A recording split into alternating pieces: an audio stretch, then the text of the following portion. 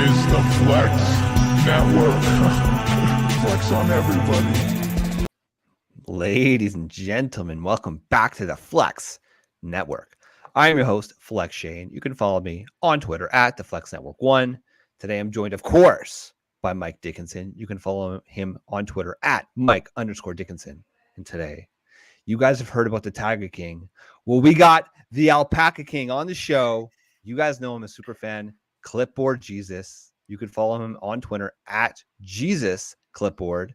Clipboard Jesus. What the hell's going on, brother? Not much. How you guys doing today? Well, great, good, dude. good. Thanks We're ready to get you ready to get hot and spicy with some draft takes. Well, you know me. You guys see me throughout the years. Yeah. In your chats, trolling you guys both. Oh man. So we've been doing this show for I think this is now our fourth season, third or fourth season. Yeah. I honestly lost track at this point, but pretty much from the start, Clipboard Jesus has been following us, and we appreciate it, man. Like, we really do appreciate the support. We appreciate the interaction, and we play in a number of leagues with you. And some of the most bold trades that we see that are like, that's interesting. Let's go. That's eye-opening. Yeah, they come from you. So, That's better right. person to have on the show before the NFL draft to talk about NFL bold takes. So, Clip, this is what we're going to do, okay? We're going to go around. We each have about 2 or 3 bold takes. Hopefully, I mean, Mike's got friggin' like vault full of bold takes. I have only bold takes. He has only Well, bold takes. it's wet blanket takes is what Mike's are. Oh my god, They're always I wet know. So He's here's come the in. thing with me. I'm either wet blanket or hot takes. There's no fucking middle ground. There's no in between. Absolutely no middle ground. And it's fine. It's fine. All right, so That's right. Of course, the corpse of Matthew is jumping on. He approved Clip to be on the show. He's about to tank the show just like he tanks his dynasty team. So shots are fired, boys. Shots are fired. I knew they were coming. Oh, I know it's gonna be it's good. Here's the thing, right? We're a week away from the draft. All the data has been run. All of the mocks have been mocked. All the takes have been taken. Now it's just a matter of what's the real NFL draft going to do. And I think, these us as fantasy players are going to be a little bit disappointed with the result when it's just a whole lot of non-skill position players being drafted in round 1 this coming Thursday night. But that's it is what it is, right? So we're going to formulate our bold takes around whatever the hell we think is possibly going to take. And just to add a little caveat, when I say bold take, it's not 0% chance this could happen. It's like a, 5% chance ish, 5 to 2% chance that this is going to happen. So it's not likely, but it's in the realm of possibility. So they're likely. Oh, okay. All of Clipboard Jesus takes are quite likely. All of mine are going to be cockamamie and wild. So if you guys are ready, let's get to our bold takes for the 2022 NFL Draft.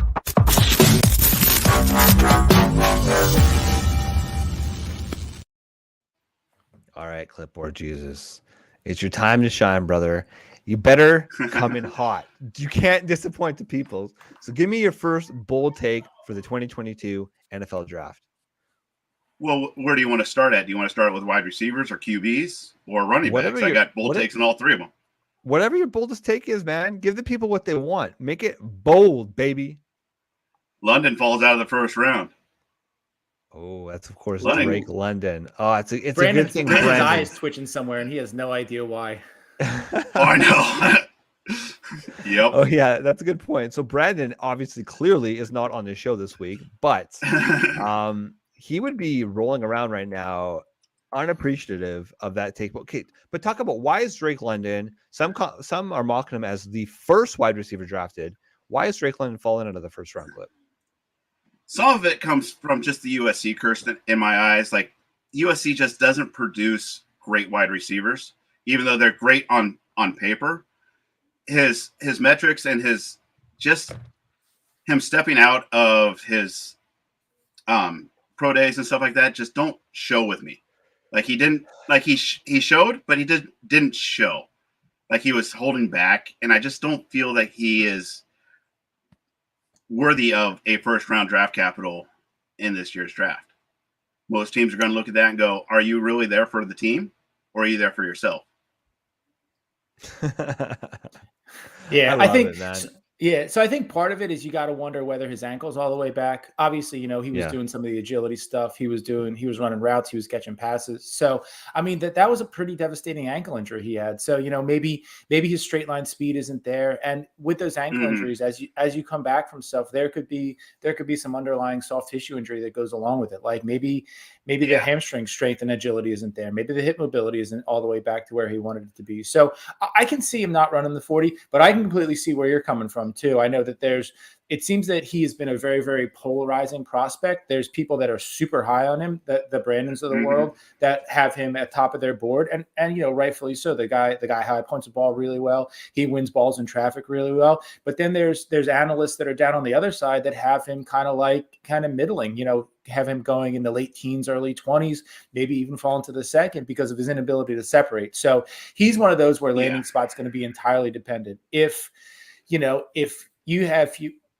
the Cowboys end up going defense, if Green Bay ends up going with, for some reason, if they take a defender and then like an Olave or somebody like that, I could see him falling. It's I don't think it's likely, but I could see a possibility where it plays out. Yeah. Okay. Actually, Okay. I'm going to put some warm water on your bold take, Clipboard Jesus. Here's the thing. Go ahead.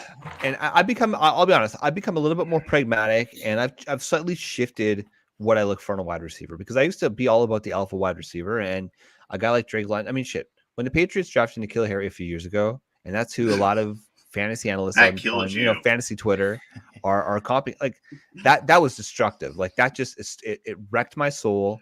And frankly, it set the Patriots back, right? It set them back a number of years, and it set my fantasy teams back a number of years, because I drafted him wherever the hell I could, and I traded for him wherever the hell I could, because I thought he was a real thing. I really did think that he was a real thing.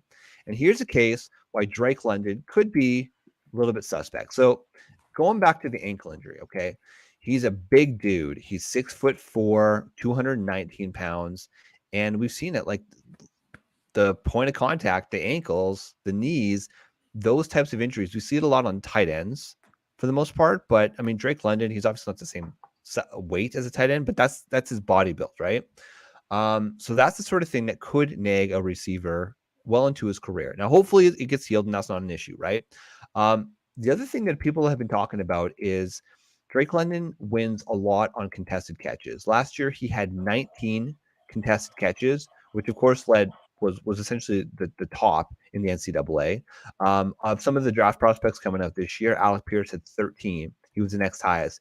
Jalen Tolbert, again, more of I like Jalen Tolbert. He's a different mold altogether, but he had 12. Kevin Austin, Chris Olave. So 19 was a pretty big outlier there. The one thing I do like about Drake London is that even though he's big, he is elusive.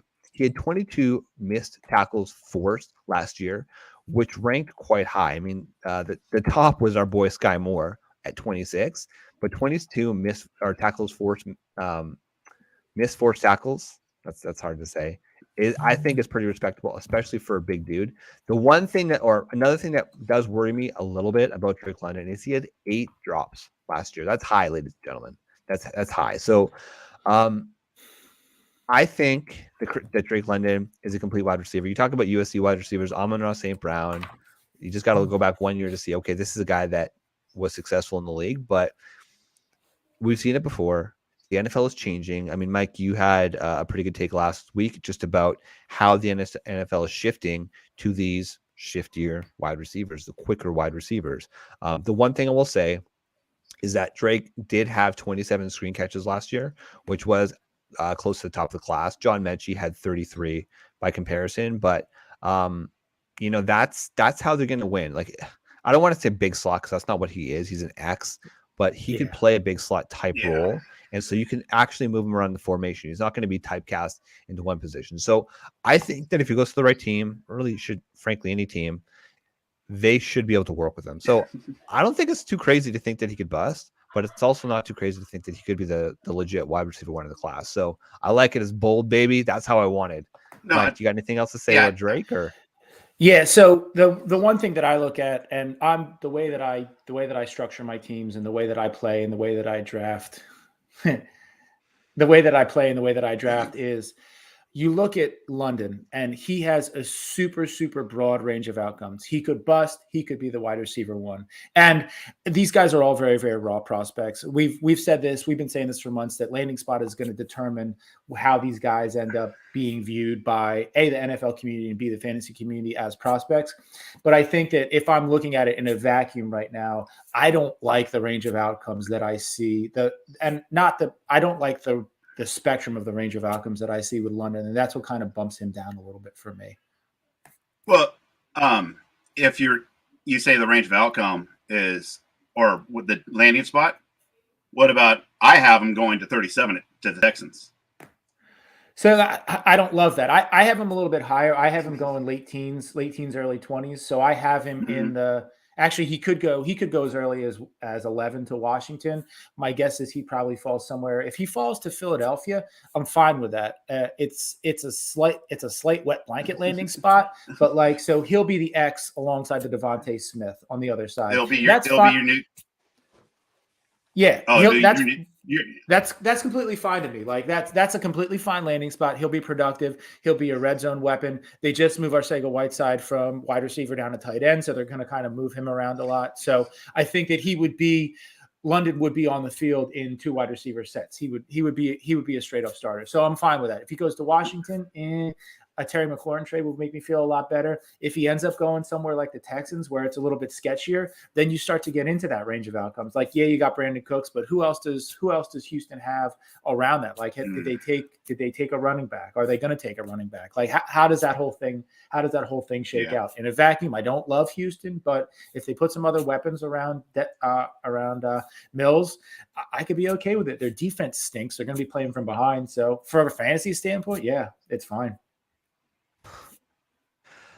I think he's going to be good. So Anthony Price, he's saying that Hill was second in NFL drop passes, but he's still great. Is that Tyreek Hill? Because I think Tyreek Hill had 6 drops last year. But I think the point is well taken. Okay, so drops are somewhat random, I would say. Right, it's not really indicative year over year from a wide receiver. Just look at Deontay Johnson. He has a lot of drops. They improved last year, but I think he still had 8 or 9 last year, which isn't great. But he's getting 1 million friggin' targets. So it's not the end of the world, right? Yep. I kind of like it, man. I kind of like it. So Nico Collins, obviously, if Drake was to go to Houston, that would be just eviscerate. He's 6'4", 215 pounds. So similar mold. Same guy.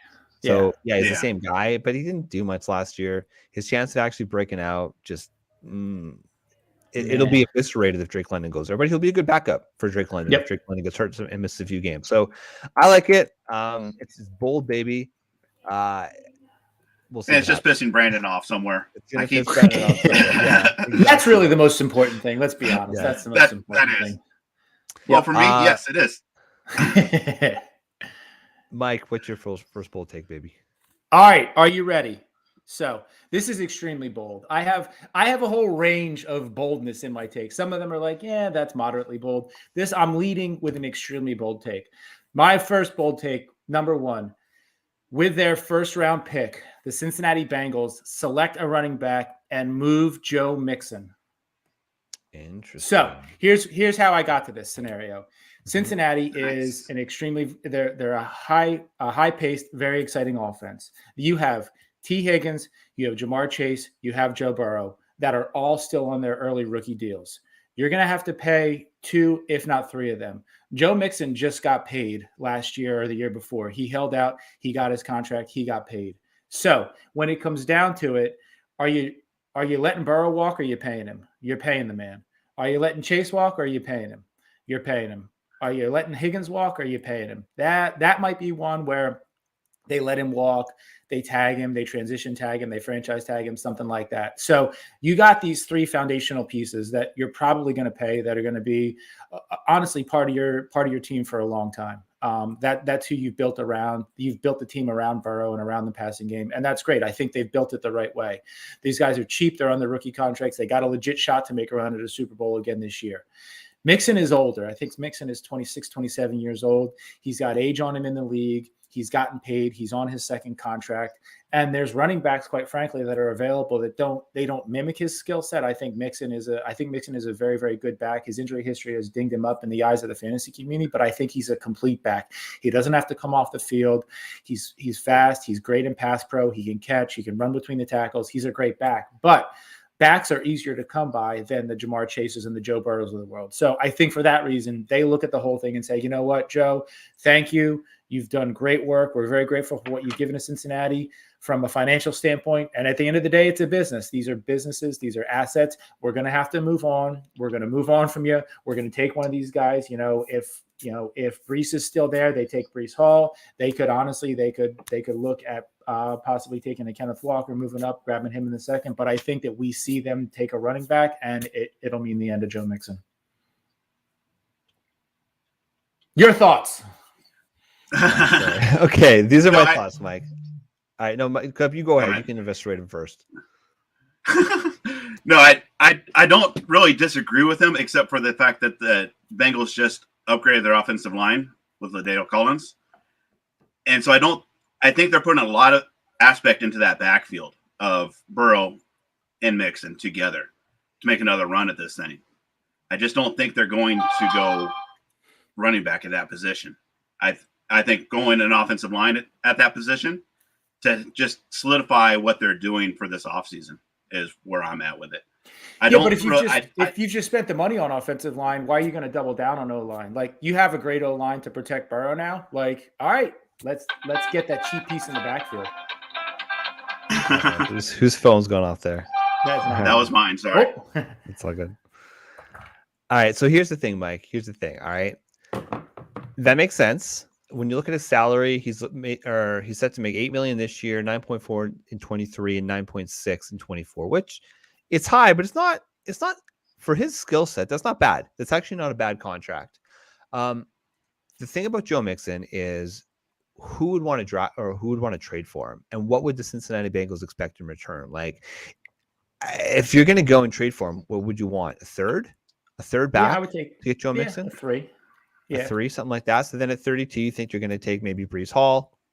Or I guess who's the bolder take of Walker or Hall at that point in time? Who do you have them taking? If Hall's on the board, you got to take Hall. Yeah, no, you got to take Hall. Okay, Anthony Price is jumping in with a bold call. He says a bold call would be the Jets trade their first round pick to the Seahawks for DK. So the Jets have 2. I'm assuming you're talking about their second pick, which is, I believe, 10. I've got it right here. Yeah, the Jets pick at 4 and they pick at 10. So I've heard that they offered 10 and Seattle declined it.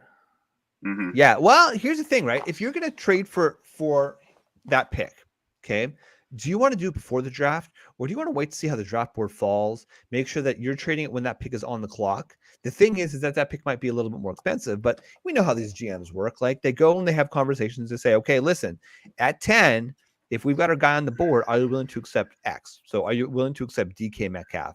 And the Jets could say yes or no, right? So then when they're on the clock, the reason for that is because then you can't have teams strategizing about, okay, right now they're focusing on what are the Jets going to take there? Obviously, I'm sure they've got contingencies to say, okay, what does the Seahawks trade?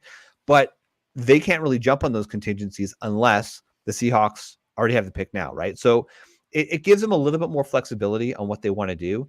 The question becomes, what do the Seahawks take at 10? Are they going to take a quarterback? Like that? That's what I'm not sure about. What are they going to take? Like, do they want to go Malik Willis? I don't know. I'm not sure about that. But actually, I have a pretty bold take on that one of what the Seahawks do. I actually think they trade up with the Giants at 5. Oh, interesting. Okay, let's talk about it. Talk about it. Well, the trade scenario I have worked out is this year's first and one of the next year's first, and a swap of 4th rounders this year, next year, for Saquon and that 5th. Interesting. Okay. And they take Willis, and they get Saquon. They have a backfield. They have something to build around once again. Are we in the camp that Saquon just had a couple of bad seasons and he's going to be the Saquon of old, or are we in the camp that Saquon's best days are behind him and at best he is a middling, average running back at this point? I'm in the camp just a couple bad seasons, just a couple bad breaks with the Giants. Yeah, Gettleman did no favors. Yeah, Gettleman was an awful GM. I think that at this point, you have to hedge that his days are behind him. I mean, the volume that he had in Penn State, the volume that he had his rookie season in the NFL, the injuries that he's had. If it had just been the ACL, that would be one thing. But he had the ACL, and then he had a couple. He had a couple injuries last year. I think that I'm hedging. I'm hedging that his better days are probably behind him. Now, for Seattle's purposes, if they're going to trade for him, can you run him into the ground for 2 more years? Probably. I mean, he's probably got 2 years left in him where he can sustain that kind of volume. Yeah. My thought on Saquon Barkley right now is in underdog best ball drafts, he's going right around that 2-3 turn. And I know personally, I think I maybe have 1 share of him out of like 20 odd drafts I've done so far this year. It's not somebody that I'm going after. And I'm on the clock. I'm staring at him, and I'm just about to push that button. And then maybe I'll go DK Metcalf instead, because DK Metcalf is starting to fall. Or I prefer like an Antonio Gibson over Saquon Barkley this year. And so maybe I can wait a little bit to the later in the 3rd round. So that's a little bit interesting. We got a bold call from Yags. Bold call Debo to the Eagles. We've talked about that type of thing. Like I think that makes sense. Okay. Can I go on a tangent here for a sec, boys? Go. Because this was something that we were talking about in the group chat, and Flex Matt, just completely shot me down on it. He thinks I'm absolutely crazy. And I was discussing this on Twitter with somebody, but Deebo Samuel, okay, apparently wants out of San Francisco, and it's not about the money. It's probably about the money. He's saying it's not about the money, okay? Allegedly, the rumblings on the street is that he wants to be closer to family. Where's Deebo Samuel from? South Carolina. Okay. Carolina Panthers have a very similar player. Shane Seeley here personally argues that DJ Moore is a better wide receiver than Deebo Samuel. I don't know how this became bold. Like last year, Deebo Samuel was a running back / wide receiver. That's fine. But in terms of a pure wide receiver, he was fine. But DJ Moore is a consummate professional. DJ Moore is younger. DJ Moore has his contract locked in, so there's certainty there. Don't you think that the 49ers could do the exact same thing they did with Deebo Samuel with DJ Moore, plus DJ Moore is a better wide receiver? So if they go and they do finally put Trey Lance in, because they should, that it would be a pretty even swap. People are saying, why would San Francisco do that? DJ Moore's a better wide receiver than Deebo Samuel. Okay. Why would Carolina do that? Well, Deebo Samuel has moxie. Deebo Samuel is a sexy name right now.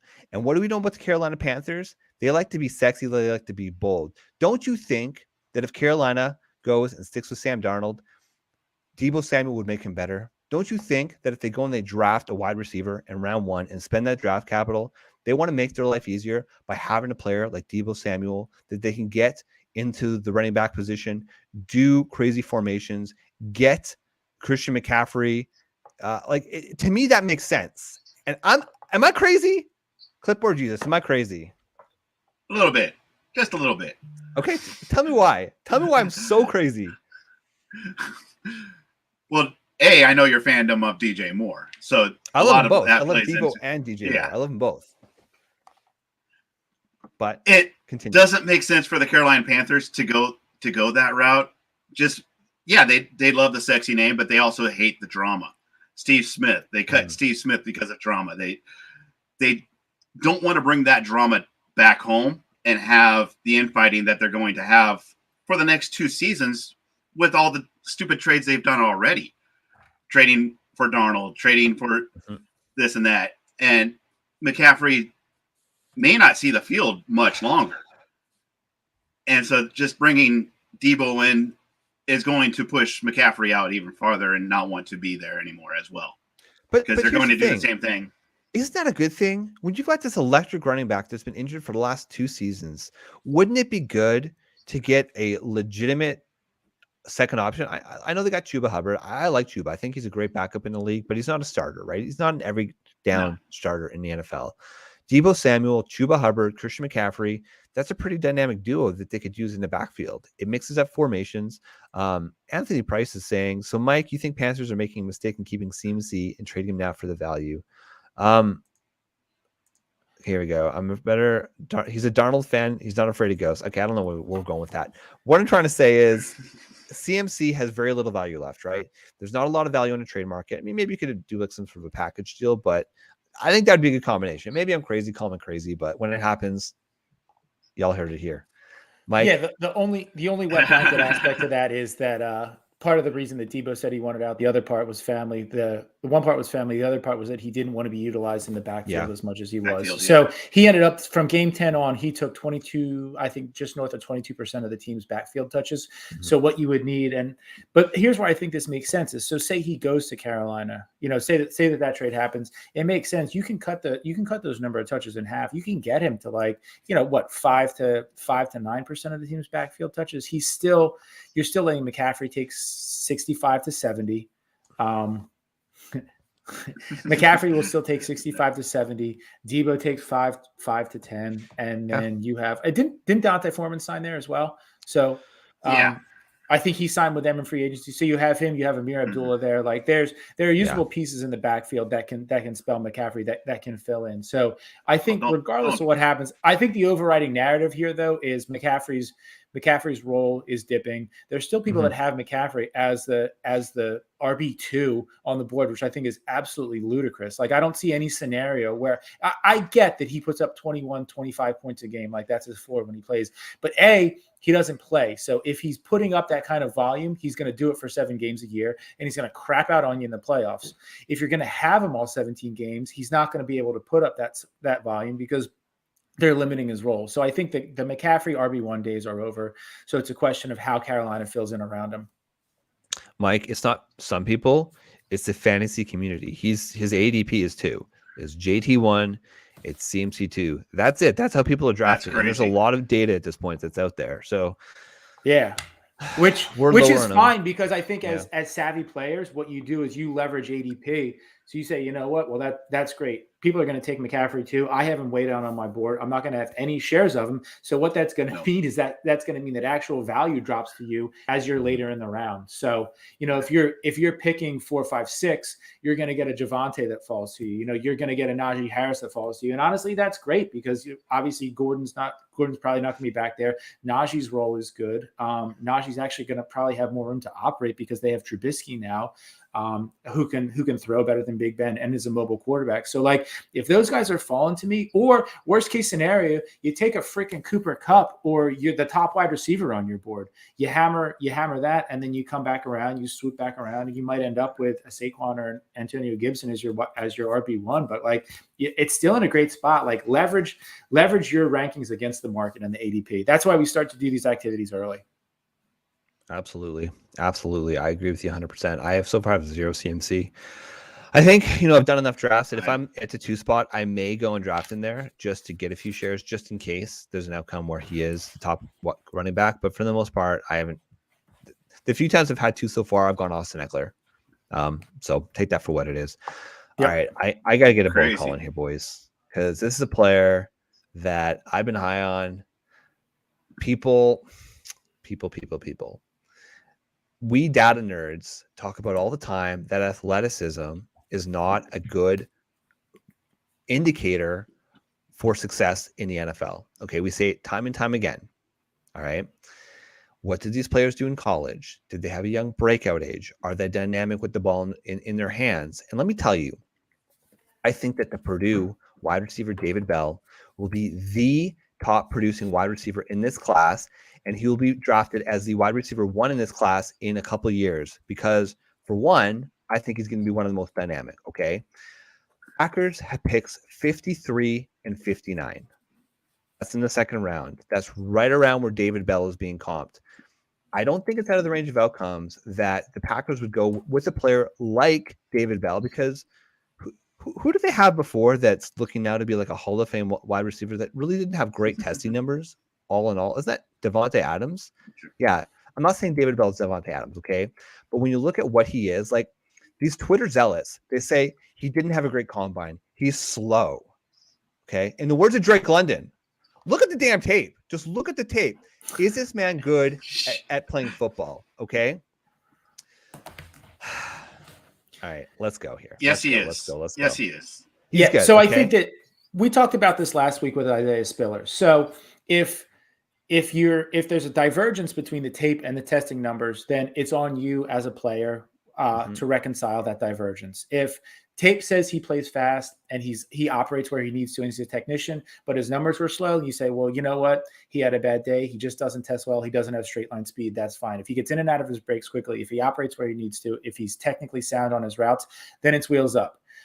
If he tests great and he looks great on tape, he's a win. If you run into the Spiller situation where he tests like crap and his tape doesn't look great, where, he's slow, he's getting caught from behind, he's not operating well, then you say, all right, well, maybe the guy's more of a landmine than we thought he was initially. So I think that Bell falls into this category. He looks great on tape. He's a great football player. Like, some guys are just football players and they don't run well. They don't test well. That's completely fine. Like, at the end of the day, your 40 time doesn't get you 6 points.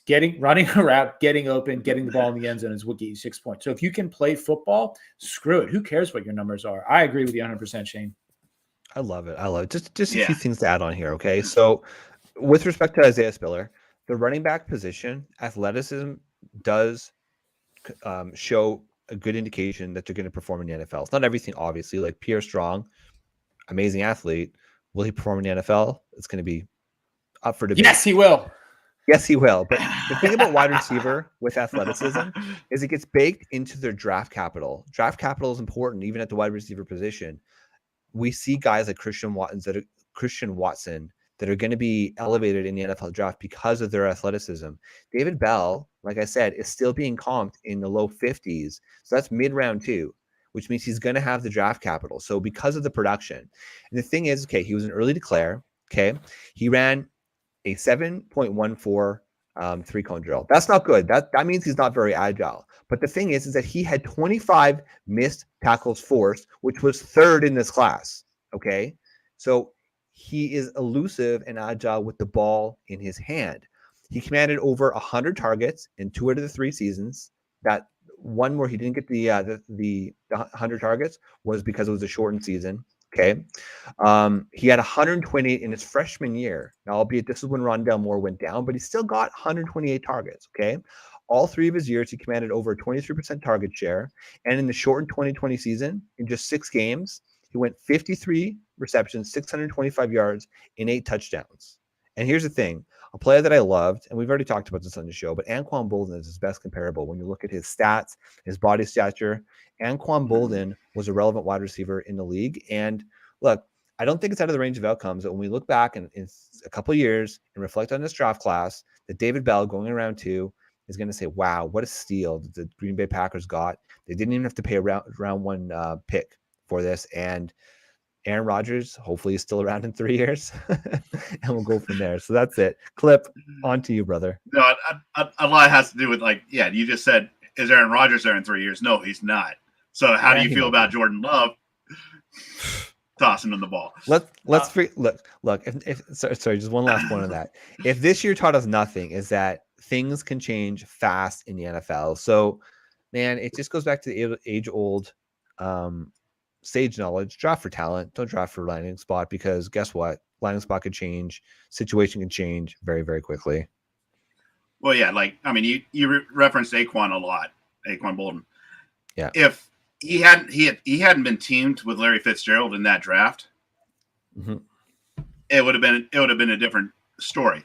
If Fitz went someplace else and Anquan stayed there, Anquan would be just as much as Fitzgerald is now. We'd be talking about Anquan just as much as we do Fitz. And unfortunately, I mean, Larry Fitz was a special wide receiver. Yeah. He was special. He really was. Clipboard Jesus, give us your next bold take.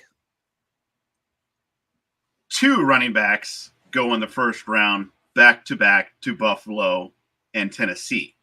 And who are those? Buffalo takes Walker and Hall. So you got Walker going over Hall, and you got Tennessee boldly drafting Derrick Henry's replacement in the form of Breece Hall. Yes, I do. Wow, I like it. So that's interesting. I'm not gonna. One of my takes was that it flies directly in the face of this. I think that Tennessee ends up taking a quarterback in round 1. That's interesting. Don't say Ritter. Who the quarterback is largely irrelevant. So why do you think Tennessee ends up taking a running back? Henry's injury, or Henry's workload, not necessarily injury history, but his foot injury last year took him off the field. He doesn't have that same burst and the same cut and same everything that we know Henry for. Like, we love Henry because he's just a bulldog out there and will bulldoze everybody out. That foot injury scares me a lot on his cutting ability and just rushing that field. And I think Tennessee sees a lot, and they've taken that workload like the KC did with Jamal Charles and Arian Foster. Oh yeah, we're going to give you 400 touches and we'll work you down to the ground. But I think Tennessee sees that and goes, we need to find that replacement before we work you down to the ground. Like, if it's halfway through the season, we're good.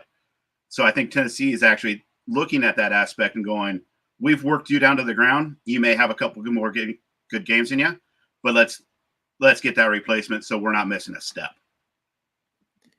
Yeah. So I think that you see Tennessee take it back somewhere in this draft. I 100% agree. I think that it's more in the third, though.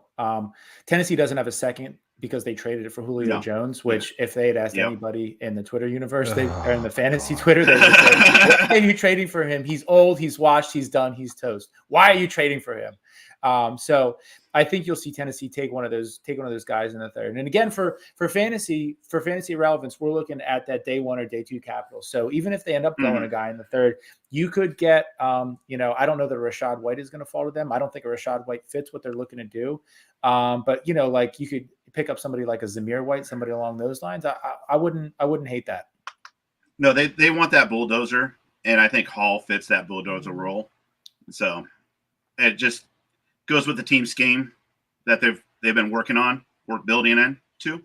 So that's why I think Tennessee takes the running back in the first round. Yeah, I mean, there's no replacement to King Henry. That's just the truth. But I mean, Kenneth Walker, Breece Hall, I'd say they'd be pretty good replacements to take over for him. Because look, the reason Derrick Henry is still at the age that he's at and he's taking the pounding that he is, other than being an absolute physical Adonis, like that's just a fact, right? He didn't get early usage early on in his career, so it helped prolong his career, and I think that's a good thing. But man, I feel like just like with Julio Jones, when it was off, it happened quick, right? When his career ended, it happened quick, and I think it's going to be probably something similar to Derrick Henry. But if I'm sitting at about like 4 or 5 in round one of my best balls right now, I've been fading Derrick Henry, but I think I want to get a few shares of him because I feel like that could be a mistake. Fade him at your peril. Mike, you got another bold call for us? Yes, I do. So I'm gonna wrap these two bold calls into one. Okay. So currently on DK Sportsbook, the over/under for quarterbacks taken in the first round is 2.5. The over/under on wide receivers taken in the first round is 6.5. My first half of this bold call is that there are 0 skill players taken in the first 5 selections of the draft, but both the over hits on the quarterbacks and the wide receivers. I think we end up seeing 12 to 13 skill players taken. And I'm sorry, not skill players, quarterbacks and wide receivers. We see 12 to 13 quarterbacks and wide receivers taken in the first round of this draft. So here's where I'm coming from on this. We've seen over the last 2 off seasons, we have seen these contracts absolutely blow up. There's 2 ways that you can win as an NFL team. You win with a quarterback on a rookie contract and putting talent around him, high dollar talent around him, or you win with a quarterback on a high dollar contract, a Pat Mahomes and Aaron Rodgers, and you put high dollar skill talent around him. So what we're going to end up seeing is that teams are starting to hedge one way or the other. The advantage on the first round pick is that you get the fifth year option on it. So it becomes financially manageable to have a Pat Mahomes and a first round wide receiver that gives you a 4 to 5 year window on. In all likelihood, you'll have to re-up him probably after year 4. I don't know that they'll. You may have to re-up after year 4. You may end up having to re-up after year 3. But it legitimately gives you a window to operate in, and you know what your finances are going to look like for at least 3 years. So from from an operational standpoint, from a business standpoint, I think it makes the most sense. Currently on PFF's the most recent mock draft, they have 6 wide receivers going in the first round. They have 1 quarterback going in the first round. I think they're too low on both of those. I think that you need to get these centerpiece players, the wide receivers and the quarterbacks, on their rookie deals, and to extend those rookie deals as long as possible, you got to take them in the first. I got a question for you, Mike. Yeah, go ahead, Clip. Go ahead. You go. No, I just was curious about, because you're saying you get these guys locked in with everything that's going on right now with the third-year wide receivers. That poses a problem for these GMs going in the future. Like, well, the problem with these third-year wide receivers, though, is that these are all second-round guys. So that A.J. Brown, Terry McLaurin, DK Metcalf, and Debo were all second-round guys. Mm-hmm. So that's why you're having these issues. If you don't get these guys locked up, they're going to hit free agency at the end of the year next year, and you're either going to have to franchise tag them or you're going to have to sign them to a long deal. If you get these guys in the first round after their third year, you say, all right, we're exercising the 5th year, and then it gives you 2 more seasons to operate with the agent and get a long-term deal done. All right.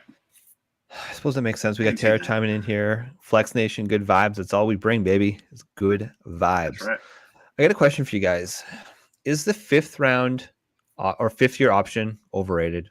I mean, how often are we actually seeing it used nowadays? Like when a player is at that skill level, they don't even want to exercise the 5th year option. They want to get a deal early. And then when they don't really want to sign them, they trade these guys or bring in another quarterback, aka Cleveland. Like, is the 5th year option what it used to be 5-10 years ago in the NFL? So I think that the 5th year option, what it does for you as an organization, it gives you a legitimate 3 to 5 year roadmap. So as you're looking these things through, you say, okay, this is what our cap situation is today. We get this guy, he's on a rookie contract. If we run out the 5th year option, this is how it's going to look. It gives you a framework. It gives you a range of outcomes. It gives you a level of predictability so that you can plan around it. So if you see him blow up in year 1, year 2, you say, okay, well, that 5th year option, as we thought it was going to play out, isn't going to work out for us now. So we're going to have to re-up this guy, and we're going to have to adjust on the back end. So I think it gives way more leverage to the team. I think that in the next CBA, we're going to see the 5th year option go away. I think we're going to see these rookie contracts be completely restructured. I think they're going to be for shorter length of time for more money. But I think for right now, from a team standpoint, the 5th year option is crucially important. And honestly, it lets you delay your call. Like, you don't have to make a call on Baker Mayfield after year 3 if you don't want to. You can say, you know what, we're gonna exercise his 5th. We don't have to tag him. We don't have to extend him. We're going to get another year at him. Most of the time, though, you've put in all this work on the back end before you drafted him. You've seen him. You've seen reps in camp. You have enough game film on him. You kind of know. So it's another tool in a financial toolbox. I agree with Mike there. Yeah. Here's some food for thought, guys. Because these are all just things that we talk about that I like to bring out on the show, because it's good to have discussion versus just chatting on your phone, right? So, Mike, you brought up something really interesting. You mentioned about at some point these in the next CBA, maybe these rookie contracts are going to demand more money. Okay. Yeah. Here's where I'm going to tweak that a little bit. I think that one of the things that the owners are really going to push for is continuing to suppress these rookie salaries, because that's how you get. That's how you win, right? That's how you can really construct a team. These veteran players are demanding higher and higher contracts, and obviously the salary cap's going up, so they can accommodate for that. But what a team can do is you pay your good players and you draft well, and that's how you really build a strong team. So one of the things that I'd proposed is, obviously salaries are going to continue to increase for the rookies, right? But what if, as part of the new CBA with the rules, is that they have specific thresholds that get hit? So, for example, right, it doesn't matter what round you were drafted in. You're around 1 wide receiver, you're around 7 wide receiver. If you get 1,000 yards, boom, $1 million, $3 million, whatever that number would be. You hit X number of receptions, boom, you get another $1 million, right? So they have all of these incentive bonuses baked in to these rookie contracts. Because here's 2 things about that, okay? For one, the way that the bonus structure is currently set up in the NFL is that for the current year that you're in, it does not affect the salary cap. Where that gets pushed to is the next year's salary cap. Okay. So you don't have to account for it that year. You can go all in, you can invest in these rookies. And if you go and you get like a guy like Amon-Ra St. Brown, where he pays off and he hits a bunch of these check boxes, one, the NFL wide receiver who's drafted late, who's making maybe $1 million, $2 million of a salary, he's going to hit those incentives. And so he's not going to be as disgruntled because, hey, listen, I did so much for this team, yet I'm getting diddly squat. Whereas veteran wide receiver over here who did jack shit is getting $12 million a year, right? So at least they're getting a little bit, they're getting paid financially for their performance, okay? From a team perspective, it's still a win now in that season, right? It's going to defer that salary to next year's salary cap. So from a planning perspective, they're still able to bake that in to the equation for future years. So to me, that makes a lot more sense than really jacking up the rookie salaries. It's the team's going to get the benefit in that year of a rookie that they hit on because they invested their draft capital on. They're producing, which is going to help them win on the field. The wide receiver or the rookie is going to get paid for their performance, which is going to make them happier, make them less disgruntled. Maybe you bake in certain things like if the wide receiver has X number of carries, they get that another $1 million. So Debo's not quite as upset for being used basically as a running back. So I don't know. This is just something that goes through Shane's head. What do you guys think about it? Yeah, I think that's all well and good until it comes out that an owner or a general manager was telling a head coach or a play caller to keep the ball out of Amon-Ra's hand so that he doesn't hit his rookie escalators. And the first time that happens, it blows the whole thing up. True. Yeah, I'd like to think that wouldn't happen, but I hedge. I hedge towards liability, and like I can see a very, very real scenario. So in the world that we work in, there's a lot of different companies that have bonus structures set up differently. So some of them have it set up based solely on metrics. And for the companies that have bonuses set up solely on metrics, what you see a lot of times is you see operators and you see managers juking metrics to hit their numbers. So if it works that way in the world that I live in, it would definitely work that way in a world like the NFL where there's so much more at risk. You have owners saying, you know what, I don't want to pay that guy $2 million next year. So you know what? I know he's at 944 yards, bench him. Make him inactive this week. So I think it opens you. I think the idea behind it is great. I think it opens you up to a lot, though. The only thing I'll really counter with that. Sorry, just one quick thing, but on a little throw to you clip. The only thing I'll counter to you with that, Mike, is the fact that a lot of veteran contracts have bonus structures in there. They do, and I think it's something that what would be different. I think it's something that they want to leave for the veterans. Like it's something that you get for getting to your next contract, for making it through the NFL as a rookie. You get to your next contract, you show that you've been able to perform. And if you keep performing at that level, then you get rewarded above and beyond that. I get it. I mean, in a broken system, I suppose that makes sense. I guess I'm a glass half full kind of guy. Sorry, Clip, I cut you off there, brother. No, and I kind of agree with both your guys' takes. The CBA is going to get readjusted. So we no longer have these Sam Bradford contracts of Sam Bradford getting $120 million throughout his first 5 years for 120 touchdowns. So that's never going to happen again. As well as I think they take the CBA and go down to a 3-year rookie deal and do a 4-year option. So that fourth year becomes their option year and can get to that second contract earlier. But I don't think I'll go ahead, Mike. No, go ahead. There'll never be a rookie incentive bonus because of just how these rookies and the GMs and the coaches are going to use them. There's never going to be that incentive bonus for a rookie. It's just not going to happen. And like Mike said, it's baked in for that second contract.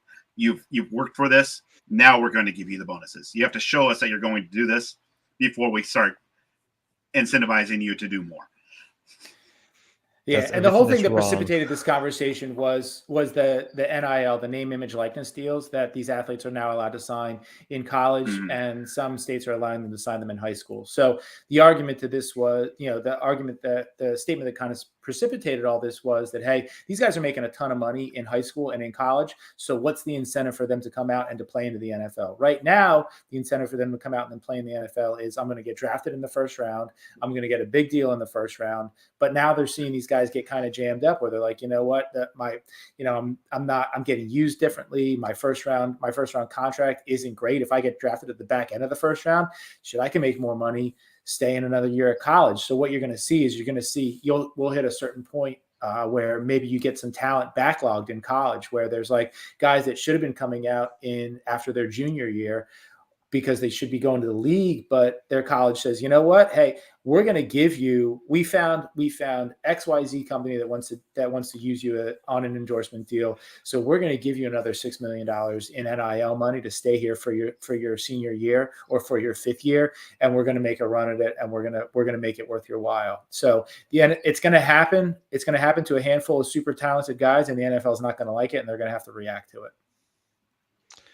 Yeah, I mean, the only thing about that is that if you're going to leave early, it, by definition means you're an early declare, which typically means you're probably going to be one of the higher drafted players. So in theory, you should be able to get higher earning potential in the NFL. But you're right. I mean, guys who are kind of on the bubble, they'll probably stay an extra year in college. And, in the cases like Chris Olave, see if he can get the national championship, right? He didn't, but that's the sort of thing that they're going for. So I think that's interesting. Okay, let's each have one more bold take. I've only had one so far, but let's go bold take real quick, and we'll get out of here. We're at 50 minutes. Let's go rapid fire bold takes. Kind of playing on what Mike said earlier. Was it 3 quarterbacks going in the first round for you, Mike? I have 4. You have 4? Yeah. Well, I'm going to go with 2, and Willis at 5 and Pickett at 20 to Pittsburgh. Interesting. All right. I don't see Ritter being a first round pick like you do. I know you're going to go that route. It's just nope. I don't see everyone going after quarterback this year just because it's not a deep class and they're going to sit on the bench like Jordan Love. It's just not going to happen. There you go, Mike. So I only see. Oh, yeah. You done, Cliff? All right. Yeah, I got. I'm done. All right. There you go. So I have Willis, Pickett, Ritter, and Corral going in the first round. Those are the 4 that I have going in the first round. I could possibly see. So I've come around a lot on Corral. I think that Corral has a very, very broad range of outcomes. That guy ran 40% of his offense this year was RPO. You look at where the NFL is. The NFL is roughly at 10%. But the guy's got arm talent. He's a project. So he's a back end of the first round guy. He's somebody like he's going to be I think he would be a legit option for Detroit at 32. Like he's somewhere around that. Or if he's not on Detroit's board, you see somebody jump back up. You see Atlanta jump up to 32 to take him so they get that 5th year thing. And I think that's really what's going to drive it is these teams that are in the top half of the second round saying, you know what, my quarterback, my QB, we have this guy higher on our board than the other guys that are going to be there available for us. Let's jump back up in the bottom part of that first round and take him. I think that's kind of where the whole thing shakes out. I can kind of see just, Davis Mills was good. Okay. He was very admirable. He actually had some pretty good fantasy performances, but are the Houston Texans really sure that he's the future of the franchise? I could see Houston trading up from their 37th pick into like the 20s, the mid 20s. And I could see them taking Desmond Ritter and letting him sit or just sort of compete for the starting job against Davis Mills. Maybe Davis Mills wins it in year 1. But I think by year 2, Desmond Ritter could probably seize that starting opportunity. And look, I mean, he's 5 years in college. Obviously, he was a redshirt freshman, but he started for 4 years, and he's improved every single year. So give him a year on the bench, work with Davis Mills. I don't think Houston thought that Davis was going to be the solution anyways when they drafted him. Great pick. He's not the answer. Desmond Ritter has higher upside. He's more of a poised quarterback, and he's more of the face of a franchise quarterback. As much as it pains me to say those things, he really could be. Right? He's got that upside. Here's the last thing I'll say. Yes. Josh Allen, when he came out, absolute stud from a mobility standpoint. Absolutely atrocious as a thrower. His rookie season, he threw for 53% completion rate. Who did Josh Allen work with to fix his mechanics, to fix his throwing, to fix his footwork? Jordan Palmer. Who has Desmond Ritter been working with the last 2 off seasons? Jordan Palmer. You saw the big jump from last year to this year. He jumped his percentage rate, his completion percentage jumped way up. His yardage went up.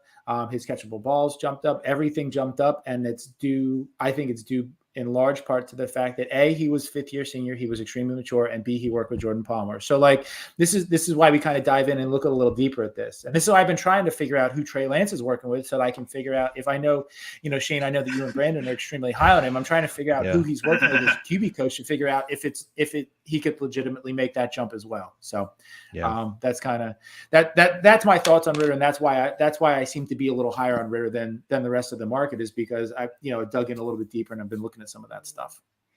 And that's why I've been following you guys from day one. The deep insight of Jordan Palmer takes. Yeah, he's working with Jordan Palmer. That's what you get when you throw a bunch of nerds on the internet. Give us a computer, give us the internet. Who knows what we'll find? Yeah, all right, so I'm gonna get.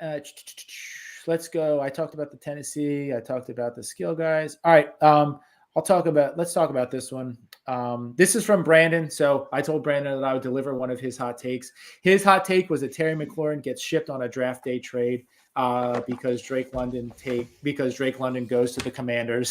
Drake London goes to the Commanders at 11. So there you go. That's a hot take, fresh from the mind of Brandon D. Adam, who was in Pittsburgh this weekend competing in a sled hockey tournament, and they're absolutely crushing it. So shout out to him. Yeah, man, Brandon, he's a little friggin' sniper out there. He's been telling us some of his games. That's pretty cool. Yeah. So I'm like a schmo who likes to talk. Mike's a schmo who likes to talk. Brandon's the guy who actually goes out there and gets shit done. So we respect that, Brandon. We respect that. Yeah, absolutely.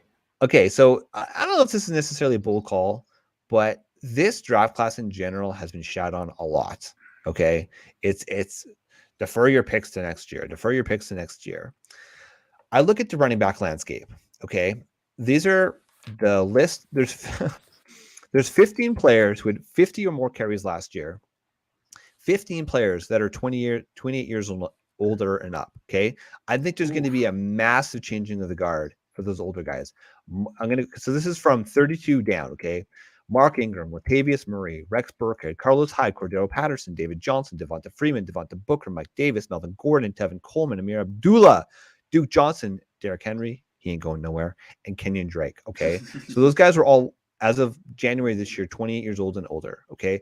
I think there's going to be a massive changing of the guard at that RB2, RB3 position, because there are great guys down the list, starting at Zamir White, Brian Robinson, Kevin Harris, who's super athletic, Jerome Ford, who we like out of Cincinnati, Pierre Strong, who's super athletic, James Cook, who's dynamic catching the ball, Dameon Pierce, who shined at the Senior Bowl as probably the best standout. He's electric. He's a jitterbug.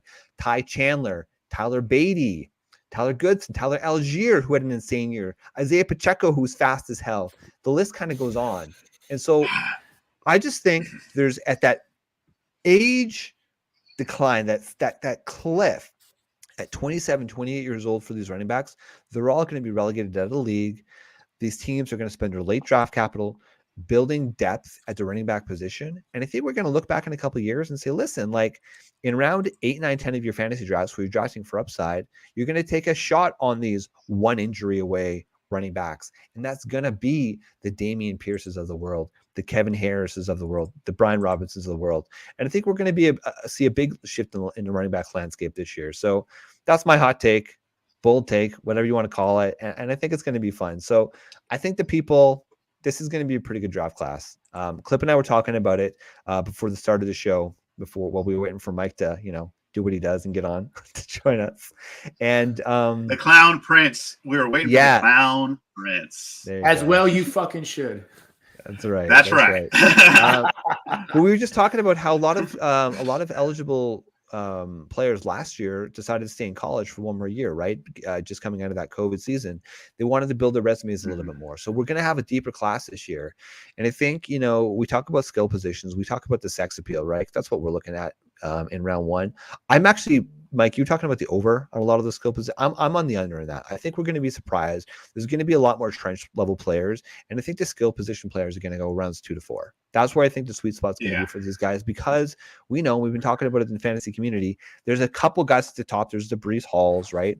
But then, even at the wide receiver position, there's not that there's not a lot of Jamar Chases, but there isn't that level of sizzle at the top. I love Garrett Wilson, love Olave, love Burks, but they all have somewhat question marks. Okay. 2 to 4. Olave's going to be the number one this year. There you go. Chris, I love Chris Olave. Mike knows that. I've been high on Olave the whole process. But anyways, I just think that's going to be. I think we're going to look back on this class in a couple of years and realize, okay, listen, maybe there's not the high end sizzle, but there's going to be fantasy relevant players that are going to be produced in the next 2 to 3 years. You're going to be starting some weeks in your fantasy leagues. So that's it. That's our bold calls, baby. Clip, before we get out of here, is there anything more you want to get off your chest? It doesn't have to be a bold call. It could be anything that you've been waiting to get off your chest. Are you still high on Kyle Pitts? I am still very high on Kyle Pitts. Okay, good. Kyle Pitts is my number one tight end. Like there you go. I have too many shares of him to jump off that bandwagon. That's good. That's good. Any other bold calls you want to get off your chest for the people? Anything? NFL this year in fantasy?